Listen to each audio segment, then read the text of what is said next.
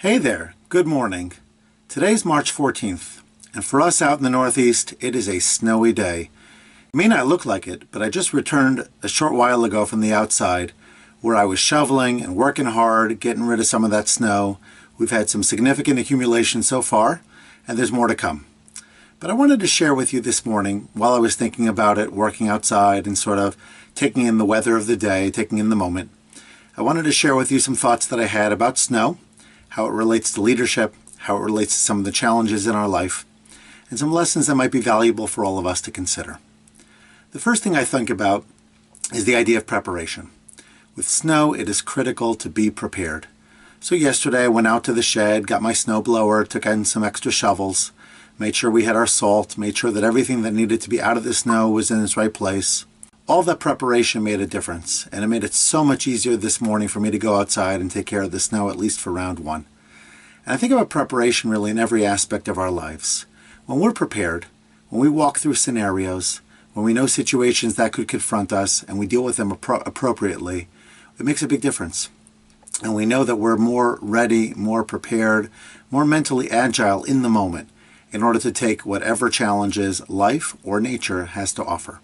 The second lesson I wanted to share is to plan for the worst, but to expect the best. Obviously, we need to plan. You never know when things could go sideways, and the more prepared you are for those situations, the better. On the other hand, we want to expect the best. Just because there's snow in the forecast, that doesn't mean that I'm not going to try to achieve my goals and my aspirations for the day. And so therefore, even though we know that bad things might be coming, or challenges I should say might be coming, that doesn't mean we shouldn't plan for the very best outcome of any particular day. And so whenever you have a challenge, whenever you know that something's coming down the horizon, even though you may have to prepare for the worst, you should still expect the best. Hope that things are going to work out for you in a smooth and productive way that allow you to still achieve as many of your goals as possible.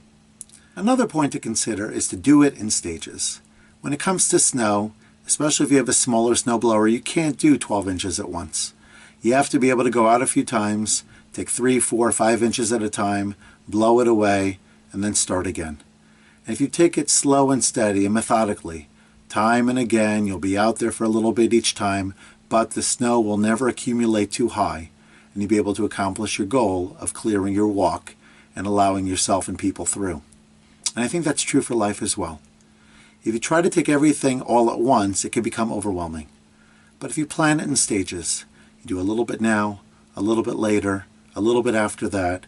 You know what's important, you stay focused on what's critical, and you continue the process. Eventually, you'll get it done. And you'll get it done in a way that's a lot less labor-intensive in the grand scheme of things, and a lot less painful than if you try to do it all at once.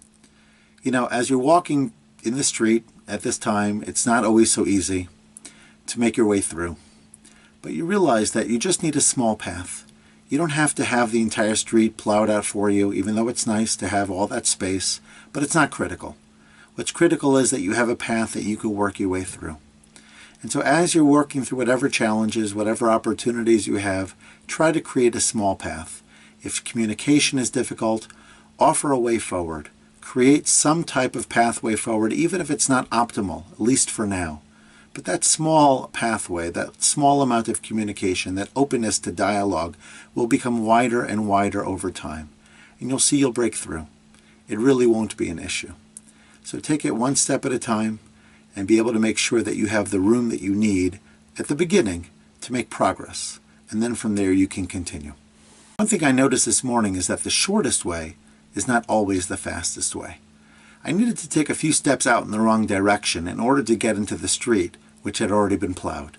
Even though in the short term I lost some time, in the grand scheme of things I gained a lot more time back because I was able to walk in an area where it was easy, it was quick, the snow was low, and it really wasn't a problem.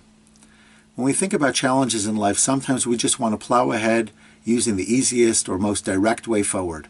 But sometimes that's not the most efficient. Sometimes we need to take the long, short way in order to be able to get there. And that might come in terms of investing a little bit more in a relationship. It might come in over-communicating. It might come in terms of extra planning, setting out your goals and creating a clearer vision. Even though this takes more time up front, in the grand scheme of things, you will work more efficiently and with greater satisfaction and passion, because you're doing it in a way that is efficient, you're doing it in a way that is easier, and you're doing it in a way that ultimately produces better results. And so if you think about the lessons that we talked about this morning, we talked about the following 5 things. Number 1, be prepared. Number 2, plan for the worst, but expect the best. Number 3, do it in stages. Don't try to do it all at once. Number 4, you just need a small path forward.